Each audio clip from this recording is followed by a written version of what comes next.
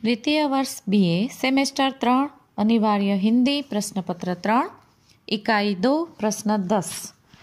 Strike एकांकिका सारांश अपने शब्दों में लिखिए अथवा स्ट्राइक की कथा वस्तु लिखकर एकांकी के उद्देश्य पर प्रकाश डालिए अथवा स्ट्राइक एकांकी में आधुनिक सभ्यता के खोखलेपन पर व्यंग्य करते हुए एकांकीकार ने असंतुष्ट दाम्पत्य जीवन की समस्या का यथार्थ निरूपण किया है, इसकी चर्चा कीजिए अथवा स्ट्राइक में निरूपित समस्या पर अपने विचार व्यक्त कीजिए अथवा स्ट्राइक आधुनिक स्त्री पुरुष के संबंधों की एक उबाऊ जीवन यात्रा है, यह स्पष्ट कीजिए। तो इसका जवाब है रूपरेखा, पहला पूर्व भूमिका, दूसरा एकांकिका कथासार और तीसरा उपसंहार।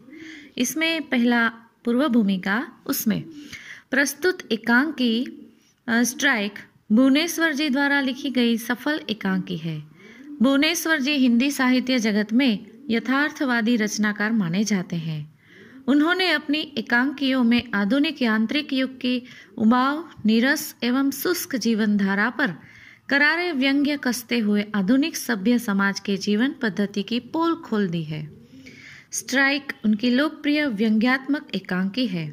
इसमें आज के अभिजात्य वर्ग के खोखलेपन का यथार्थ चित्रण किया गया है। दूसरा एकांकिका कथासार। प्रस्तुत एकांकी की कथा 3 दृश्यों में विभाजित है। एकांकिका कथानक अत्यंत संक्षिप्त एवं असरकारक है।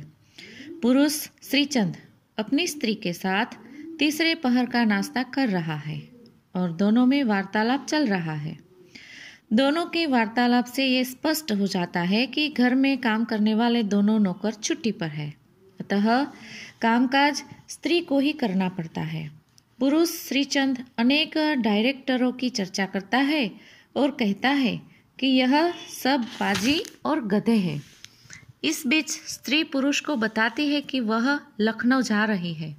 जब पुरुष उसे लखनऊ जाने का कारण पूछता है तो वह बताती है कि मिस मित्तर को कुछ काम है, वह उसके साथ घूमने के लिए जा रही है और लखनऊ से आने वाली अंतिम गाड़ी GIP से लौट आएगी।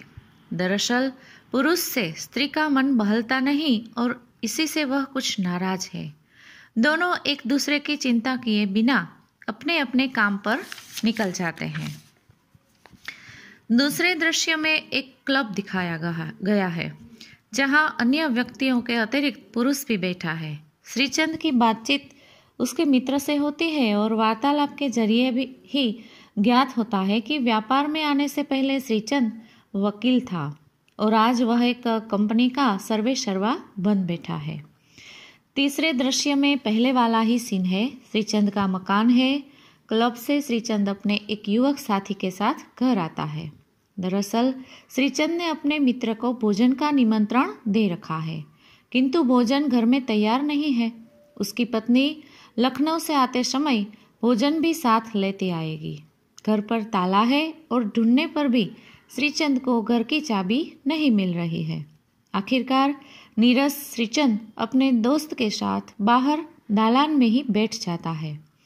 उस समय 9:30 बजे है और श्रीचंद को विश्वास है कि उसकी पत्नी 10:30 बजे तक अवश्य आ जाएगी। इस बीच युवक और पुरुष में विवाह को लेकर चर्चा शुरू हो जाती है। पुरुष युवक को इस बात की ओर प्रेरित करता है कि वह विवाह कर ले, किंतु पुरुष युवक को यह भी कह देता है कि भाईजान, शादी एक गहरी समस्या है, आप उसके साथ खिलवाड़ नहीं कर सकते। पुरुष युवक को यह भी बताता है कि जीवन एक फैक्ट्री है और स्त्री पुरुष उसके 2 पुर्जे।